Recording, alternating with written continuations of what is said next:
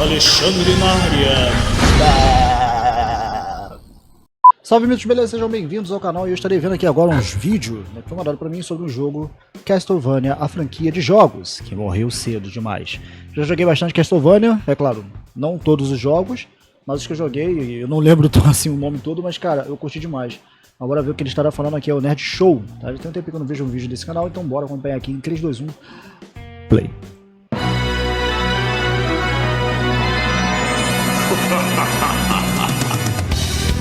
Ah, esse daí eu joguei. Esse eu acho que eu joguei. Não coisa não. Esse eu não joguei. Eu não posso falar que eu sempre fui fã de Castlevania, porque ia ser uma grande de uma mentira. Na época que eu tinha o Super Nintendo e jogava quando eu era pequeno, eu nunca tive muita vontade de alugar o jogo, sabe? Porque ele parecia ser sério demais e eu acho que eu não estava preparado para isso. Mas tem hora que o jogo não precisa evoluir. Você que tem que passar um tempo para você começar a entender o contexto geral da coisa. E eu vou te falar que depois que eu vi a história de Castlevania na série do Netflix, a história me pegou bastante. Só que para minha surpresa, cadê jogo novo? Nos anos 90, quando saía um desenho novo na televisão, tinha o quê? Boneco, brinquedo, camiseta, tinha de tudo. E o último jogo de Castlevania, da história original, de console mesmo, tem mais de 13 anos. Eu acho que é quase a franquia mais velha do mundo dos videogames, e vai ser muito estranho falar isso, mas eu acho que a franquia do Castlevania morreu cedo demais. E hoje no Nerd Show nós vamos investigar o que aconteceu.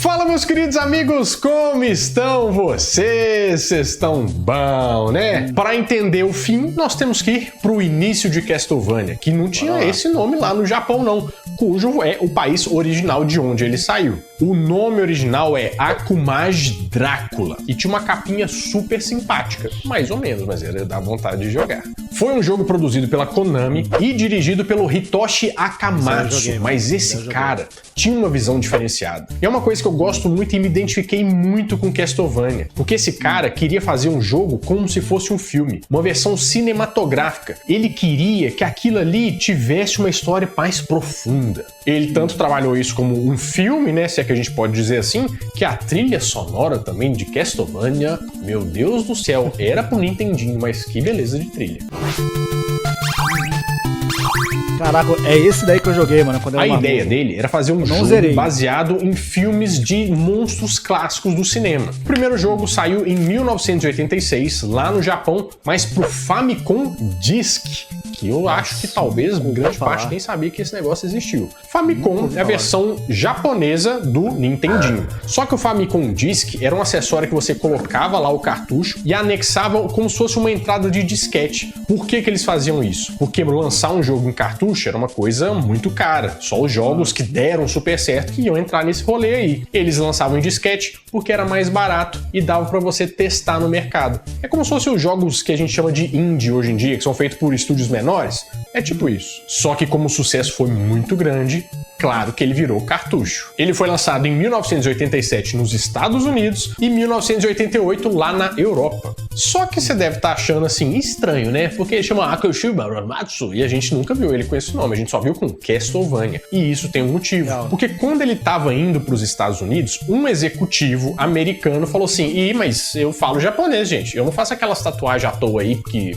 fala que eu tô comprando pão, né, Babarilano? Sempre tem uma tatuagem assim. Eu sei o que significa isso. Akumajo, que tinha no nome, que era a palavra, significava castelo do demônio ou castelo do Satã. E você sabe que o pessoal ia ficar meio que encrencar com isso. Então ele propôs mudar o nome pra vir aqui pro ocidente e chamou de Castlevania. Errado ele não tava, né? Caraca, dá até nostalgia. Bom, mas se você nunca jogou Castlevania... Mano, eu joguei muito esse jogo, na moral, mano. Eu joguei pra caraca. Eu acho que era o Nintendinho que eu tinha. É o Dynavision, no caso, que eu já tive. Enfim, mano, eu quase tirei esse jogo. Quase. Faltou pouco. Tem que aqui explicar do que se trata, né? Eu tenho certeza que até o final desse vídeo você vai ficar doido pra jogar. Porque, espera, você vai ver. É um jogo de plataforma, dividido em 6 divisões, que cada divisão dessa tem 3 fases. Então você anda, você pula, você dá uma chicotada maneira nos outros, lau. Você tem 5 vidas, você tem um tempo limite. Cada fase tem um chefão, né? Um mestre, não sei como é que você chama, eu sempre chamei de mestre. E também você no final tem que derrotar o Drácula. Aí. Isso eu nunca cheguei. E nesse rolê todo você controla o pessoal da família Belmont, que são os caçadores de vampiros. Coincidência ou não, na Europa, esse jogo foi lançado no aniversário de número 90 de Drácula de Bram Stoker. O protagonista nesse jogo é o Simon Belmont, que é o descendente de um caçador de vampiros lendário, que é o Christopher Belmont. Só que esse antecessor dele matou o Drácula, né? Só que passaram 100 anos e ele acordou pistola. Tem uma diversidade muito grande de armas, todas são muito da hora. Se você termina o jogo, você pode aumentar a dificuldade e voltar, que é um traço dos jogos de antigamente. Mas como fez muito sucesso, ele teve muitas sequências. コナミからついに登場ファミコンディスクシステム用ソフト悪魔城ドラキュラ好評発売中 A recepção do primeiro jogo foi muito boa, só que ele teve uma crítica ali nos gráficos, mas a jogabilidade deliciosa. Tanto que ele saiu do Nintendinho e agora ele alcançava outros consoles. Em 1987 chega o segundo jogo, Castlevania 2 Simon's Quest, que se passa 7 anos depois do primeiro jogo, em que o Simon Belmont tem que juntar as 5 peças do Drácula, porque ele tá todo repartido, aí ele tem que juntar pra depois matar ele. Eu não entendi muito bem esse enredo, porque, né, você já tá despedaçado, pra quê? Mas aqui a gente já tem alguns aspectos de um jogo de mundo aberto. A gente já consegue falar com NPCs, mas não que nem as lives de NPC. NPC é o real ali do jogo, pra você bater um papo. Já tem lojinha pra você comprar itens, tem um sistema que era muito legal também, de diferença de dia e noite, porque à noite os inimigos davam mais dano. E ele foi inspirado em um jogo da própria Konami que se chama The Maze of Gallius, que também foi lançado em 87. A trilha sonora foi muito elogiada, e daí vieram 2 classicaços da cultura musical de Castlevania: Bloody Tears e Silence of Daylight.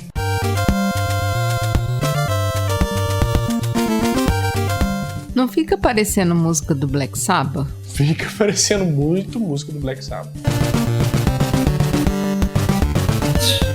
A recepção desse jogo foi tão positiva que eles colocaram no mesmo patamar de Zelda 2. E uma curiosidade legal é que os NPCs desse jogo não só respondiam qualquer coisa, falavam qualquer coisa. Eles mentiam pra você ou davam dicas de como você podia passar um determinado ponto do jogo. Coisa que foi atrapalhada ali na versão que saiu do Japão, porque o pessoal não soube traduzir direito, então essa mecânica meio que se perdeu. Mas é bem inteligente, principalmente em 1987. E nos Estados Unidos, o jogo causou tanta comoção e tanto medo que em uma revista que chamava Nintendo Power, os pais estavam reclamando que os filhos viam a revista, a capa da revista, e não estavam conseguindo dormir. Eu não sei se é pra tanto, mas eu que tenho tanto medo de coisa boba, né? Eu acho que eu ia entrar nesse bolo também.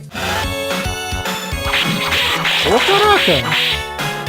O próximo jogo foi Haunted Castle, que não tinha o nome Castlevania, que foi lançado também em 1987. Foi lançado só no Japão, e nesse jogo Simon Belmont enfrentava o Drácula, que raptou a esposa dele no dia do casamento. A abertura do jogo, não vamos falar que é um primor assim, né? É um trem bem mais ou menos. Saiu só pra fliperamas.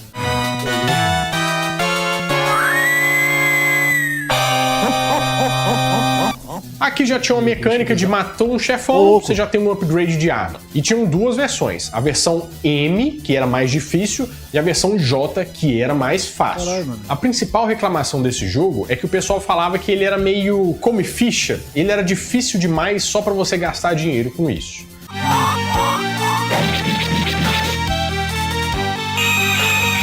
Mas se você chegou a assistir a série no Netflix, agora você vai ver um cara que você conhece. Não, tipo, eu assistia... Eu não sei se saiu alguma outra, mas eu lembro que eu assisti... Não sei se foi a primeira temporada, não sei se tem uma segunda, sei lá. Cara, eu vou ser sincero, eu gostei. Até tá cotado aqui pra assistir na live com vocês aqui. Alguém doou pra poder assistir, tá ligado? Eu lembro de ter assistido a primeira temporada. Se tem uma segunda, eu não tô lembrado. Vamos lá, então? O Castlevania 3, Dracula's Curse.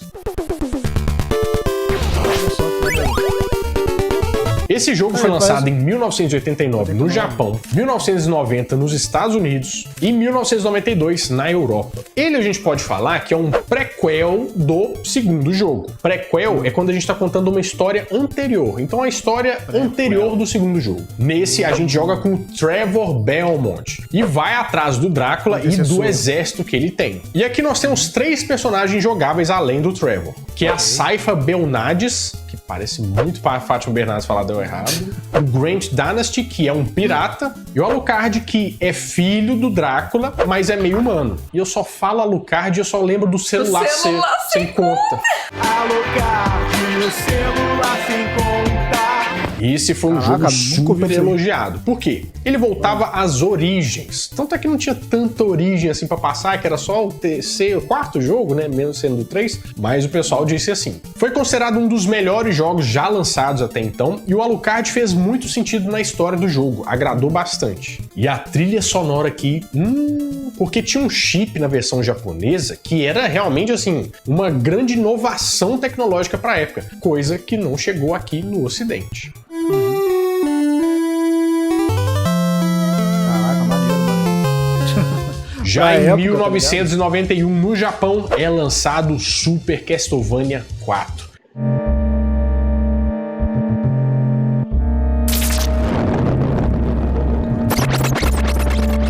Cara, eu sei que teve um outro Castlevania que eu joguei que ele é um pouquinho mais, assim, não vou dizer que é atual, porque parece que foi lançado em 2025, não.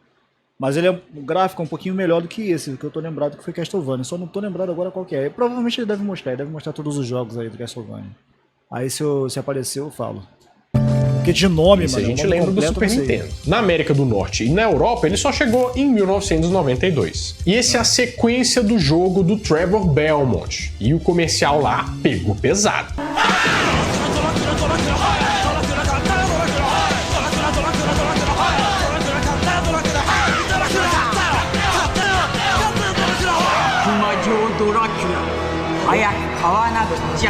O pessoal disse que era um dos melhores jogos até então. Você tá vendo que Castlevania só tinha elogios, né? Uma crítica ou outra, mas só elogios. E mais uma vez, o protagonista era o Simon. Só que com uma inovação, porque agora o chicotão tinha 8 direções que ele podia jogar esse chicote. E além disso, ele podia usar esse chicote para interagir com o cenário, balançar pelo cenário, fazer algumas ações. E tinha umas armas secundárias muito legais, né? Por exemplo, tinha um relógio que parava o tempo. E tinha item que dava um pulo duplo ou um pulo triplo. Quem joga sabe que jogo de pulo duplo sempre tem que ter, né? Mas um ponto pra gente prestar atenção, ó. Foi a primeira vez em que Castlevania foi dirigido por outra pessoa, que era o Masahiro Ueno, que nunca tinha problemas de má digestão, porque qualquer coisa ele usava o Ueno. Renato, você está um belo de um exemplar do tiozão do pavê. Nossa, tá difícil, né, Vavarelando? O tempo vai passando, vai ficando mais difícil resistir. O engraçado é que não era pra esse jogo ter saído dessa forma. Como ele entrou pro projeto novo e nessa época eles achavam que tinham que dar uma recalchutada, era pra esse jogo ser um remake do primeiro jogo. Só que com um esboço de umas roupas mais modernas, sabe? Tipo, atual. Aí eles desistiram. Foi um sucesso. De cara vendeu umas 500 mil cópias no mundo inteiro. E era um jogo bem sombrio. Esse que eu lembro de não alugar direito, porque ele era meio dark.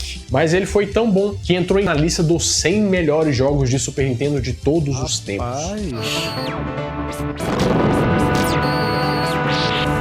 Mas agora vamos para Castlevania Rondo of Blood. Ai, meu Deus, esse aqui foi um sucesso.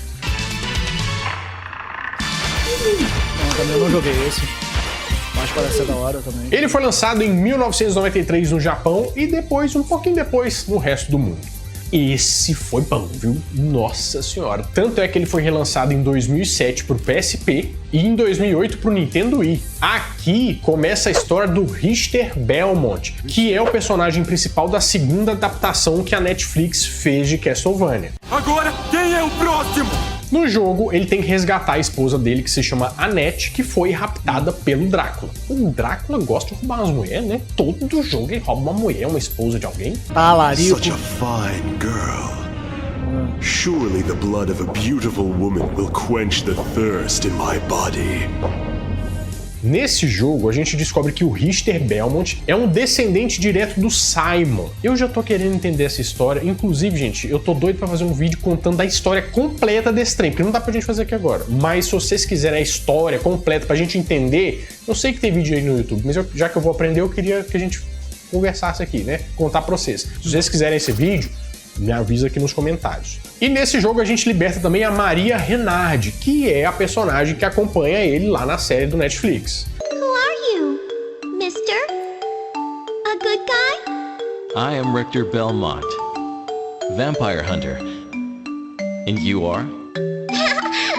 My name's Maria Renard. Que é uma personagem jogável, que tem uma arma exclusiva e que dizem que é muito bom jogar com ela também. Agora olha só que coisa da hora. Como é que Castlevania sempre inova? O final das fases é sempre variável, depende do caminho que você tomou, aí você vai descobrir um final novo. E foi eleito em 1994 o melhor jogo de ação lá no Japão.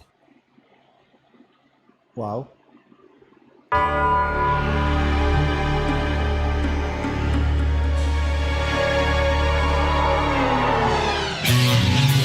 Castlevania.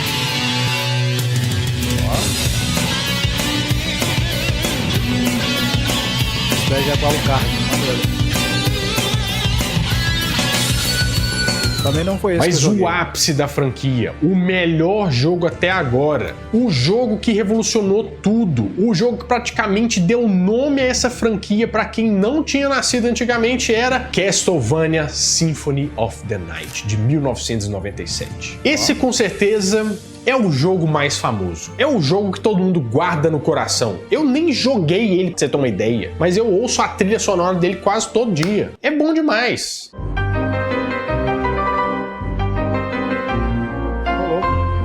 Ele saiu para Sega Saturn e também para o PlayStation 1. Inclusive, falando em Sega Saturn, eu não sei se você viu o vídeo que a gente falou sobre a história e trajetória da Sega, mas você deveria dar uma olhada nesse vídeo aí que eu acho que você vai gostar bastante. Esse jogo se passa na linha cronológica 4 anos depois de Round of Blood. O protagonista aqui é o celular sem conta, Alucard. Porque no jogo anterior, o Richter detonou o Drácula, só que depois disso ele sumiu e o castelo do Drácula voltou a aparecer. Nisso, Alucard entra em cena para tentar descobrir onde que foi parar o Richter.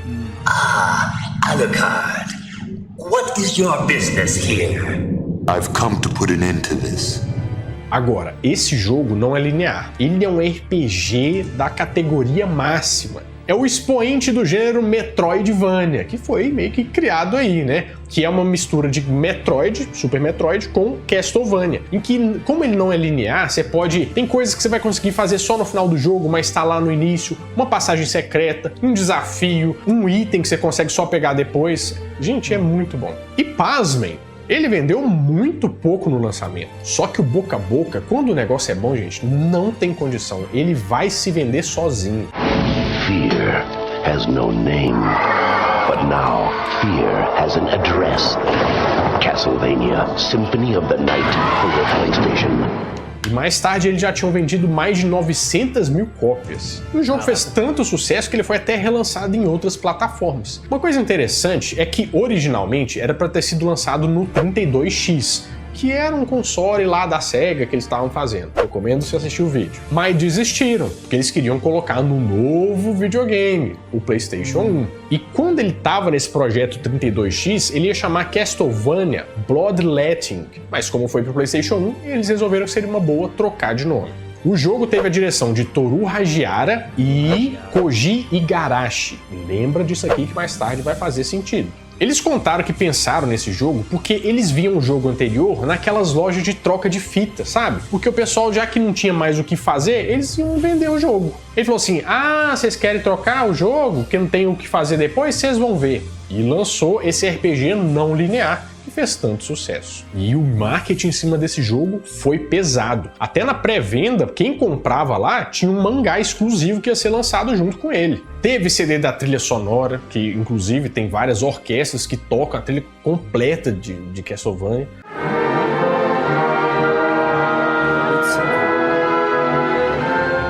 E pra mim foi o contra-ataque do gráfico 2D, né? Porque ainda tinha muita lenha pra queimar. Não é porque o 3D tá chegando aí que é muito melhor. Esse jogo foi elogiado de tudo. Deu uma vontade de jogar, né? Eu tô falando aqui, nós vamos, depois desse vídeo, nós vamos jogar tudo junto. A gente podia até depois fazer uma live, né? Experimentar jogando esse negócio.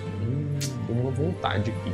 Dracula, in the name of my mother, I will defeat you again.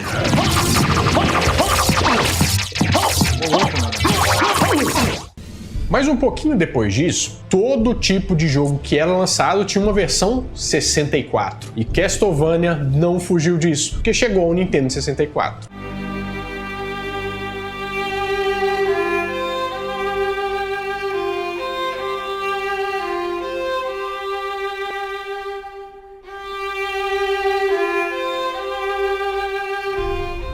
Ele se chamava só Castlevania. E tinham dois personagens que você podia escolher. O Reinhardt e uma órfã com poderes mágicos, que chamava Carrie Fernandez. Basicamente você tinha que fazer o quê? Matar o Drácula, que acabou de acordar depois de 100 anos e tal. Que nem no comercial. Killer outfit. Too bad the nightlife sucks. Dracula returns to Castlevania on Nintendo 64 from Konami. Trocaram algumas coisas no jogo que eu julgo meio que inúteis, né? Porque, tipo assim, trocaram corações por joias vermelhas. Grande diferença. Agora tinha uma nova mecânica que você podia bloquear armas. O pessoal podia defender. O relógio mudava muito o que o jogo apresentava. Então, tipo, de noite apareciam só alguns NPCs que não apareciam durante o dia. Bem legal. O pessoal tava muito tenso no lançamento desse jogo, porque era o primeiro que ia vir em 3D. Mas até que ele foi bem recebido. A trilha era simples, mas era boa. Os gráficos foram elogiados, porque eles não tinham visto nada igual, então elogiar o 3D do início dessa geração era fácil. Era mó febre. E os castelos eram baseados em castelos franceses reais, o que dava uma carinha boa pro jogo. As críticas ficavam mais pela jogabilidade e, claro, a sombra gigantesca de Castlevania Symphony of the Night, não tem como. E lançaram até uma versão estendida no mesmo ano, que se chamava Castlevania Legacy of Darkness.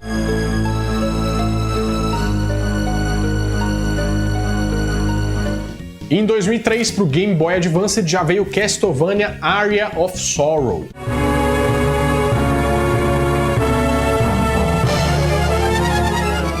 Que se passa em 2035, no futuro. Que diziam que tinha uma profecia e o Drácula foi morto em 1999 pelos Belmont e falou que ele ia reencarnar num jovem que se chamava Soma Cruz. Não era da família Belmont, né? Não vendeu muito bem no Japão, mas foi bem nos Estados Unidos. Ainda em 2003, o primeiro jogo para PlayStation 2, Castlevania Lament of Innocence, que seria na ordem cronológica, se vocês quiserem ainda faço, o primeiro, porque ele se passa em 1094. O protagonista é o Leo Belmont, e ele explica a origem do Vampire Killer, que é aquele chicote, né, que só os Belmont podem usar. For the power to slay! Não foi esse. Qual foi? I swear to you, no more will suffer your fate! Um jogo 3D que tentou dar um reset na franquia. A jogabilidade foi elogiada, mas a história foi considerada rasa e não vendeu muito bem.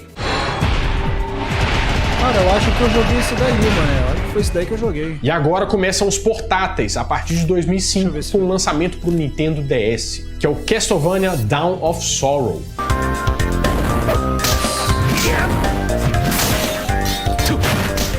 Que foi a continuação da história do Soma Cruz, que não foi possuído, né? Mas se ele morre, o Drácula vai encarnar em outra pessoa. Então, assim, se possível, melhor não morrer, né? Foi um dos melhores jogos pro Nintendo DS, porque ele tinha até um multiplayer em que você podia competir com seus amigos para ver quem fechava uma fase mais rápido. Usava uma canetinha para fazer algumas ações, né, do Nintendo DS e tinha uma cara mais de mangá para tentar renovar o público e trazer um pessoalzinho mais novo.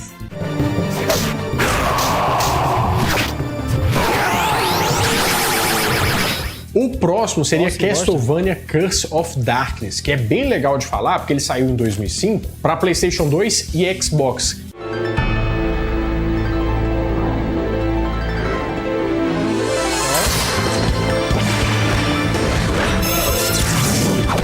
Que que também tem a ver com a série, a primeira série do Netflix, que aqui ele conta a história do Hector, que é um mestre de forja, que ficou meio boladão com o Drácula, porque ele falou assim, os planos dele eram meio macabros mesmo, né? Demorou a perceber isso. Porque ele meio que invocava demônios do inferno, né? O mestre de forja. E o vilão desse jogo é o Isaac, que era o companheiro dele lá nas tramas do Drácula, mas acabam ficando inimigos. Mais uma vez, ele ficou pistola depois de que alguém matou a esposa dele. O negócio é as esposas nesse jogo. É claro, gente, que eu tô pulando alguns jogos aqui, porque tiveram várias coisas que foram histórias paralelas e tal. Vamos pro que interessa mesmo, a parte mais canônica.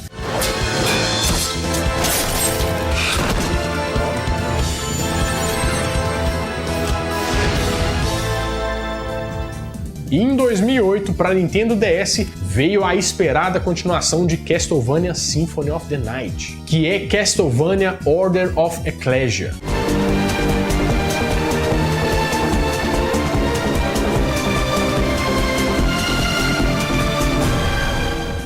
Que teve até uma história boa, eles tentaram renovar um pouco o que poderia ser só a história da esposa que foi raptada pelo Drácula e tal. Porque nesse universo aqui não existem mais Belmonts. E essa organização estava criando métodos para tentar enfrentar o Drácula agora que eles não tinham a ajuda dos Belmont. A protagonista aqui é a Shanoa, que é membro da Ordem de Ecclesia. Muitas pessoas dizem que é um dos melhores Castlevanias de todos os tempos, tanto é que ele foi nomeado para diversos prêmios da indústria do videogame. E aqui é o primeiro jogo que o chicote Vampire Killer não aparece.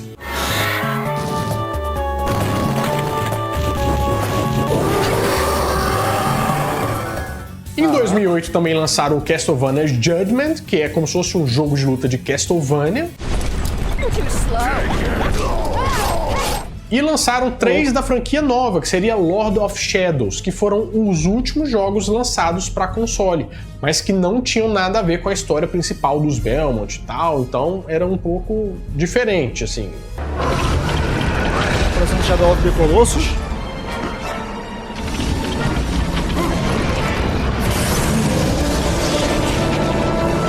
E o último jogo que tinha os personagens originais e tudo mais foi lançado em 2019, mas para Android e iOS. Pode ser que seja um jogo bom?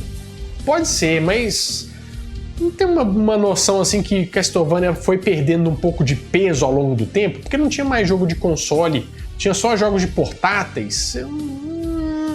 Perde um pouco. Por isso que eu falo pra vocês que eu acho que Castlevania deu uma morrida cedo. O que a gente tá vendo agora é que lançaram a série no Netflix e deu um burburinho muito bom. Tem pessoas interessadas com a história do Castlevania. Eu tô interessado com a história do Castlevania. E de vez em quando no Netflix ele tá sempre lá nos top 10, sabe? Rondando por ali. Coisa que a gente não espera pra um anime, né, de um jogo meio nichado. E a gente não pode dizer de jeito nenhum que não tem mais público pra Castlevania. Sabe por quê? Você lembra daquele cara que eu te falei que trabalhou na produção do Castlevania Symphony of the Night? O Koji Igarashi? Rolaram algumas tretas dentro da Konami e meio que a gente foi sentindo que Castlevania foi deixado de lado, porque outros tipos de produção estavam rendendo mais dinheiro. Ele pegou a capanguinha dele, foi embora e abriu um Kickstarter, que é como se fosse um financiamento coletivo, para fazer como se fosse o sucessor espiritual de Castlevania Symphony of the Night. Ele arrecadou mais de 5 milhões de dólares, com mais de 63 mil pessoas fazendo essa doação para ele fazer esse jogo. Isso aconteceu em 2014, mas o jogo foi lançado só em 2019. E eu, pra te falar a verdade, eu joguei esse jogo. Que delícia de jogo! Que jogo então foi bom! Esse jogo aí.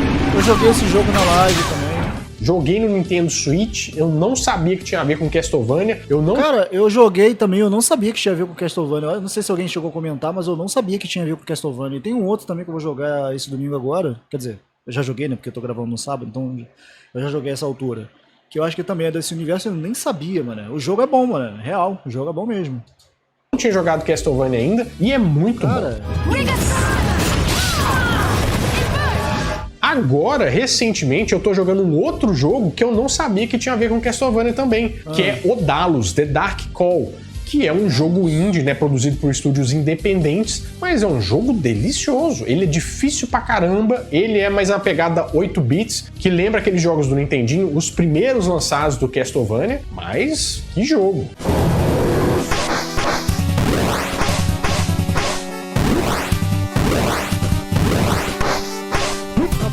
Ainda bem que ninguém pediu minha opinião a respeito, né, desse jogo, do gráfico dele, né? Mas se alguém quiser, pode me perguntar lá no meu Instagram.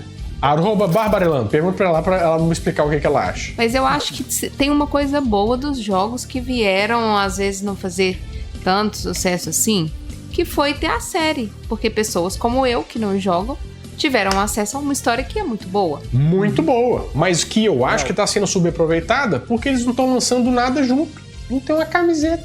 Não tem um joguinho. Gente, viu que deu certo o primeiro? Lança um jogo bom pra caramba ali pra console pra pegar a hype do segundo que tá começando agora. Por que não fizeram isso? Pra mim, Castlevania foi aposentado antes da hora. E eu acho que tem duas coisas que a gente pode fazer, porque tá na hora e agora. São 40 anos de franquia. Ou a gente vai pra um lado de fazer um remake pra apresentar pras pessoas a história clássica, pegando a série do jeito que tem que ser, que seria um caminho muito bom, ou apronta de novo uma revolução, que nem foi o Castlevania Symphony of the Night. Apronta um 3D de outro mundo, um negócio de nova geração mesmo, que a gente goste de jogar, que seja interessante, mas que não perca a essência, que é a história de Castlevania, que é muito boa. Porque o jogo pode ser só um jogo, mas se ele tiver uma história boa, a gente compra a ideia e vai atrás. Então, vamos tirar Castlevania da fila da aposentadoria, porque ainda tem muita lenha pra queimar.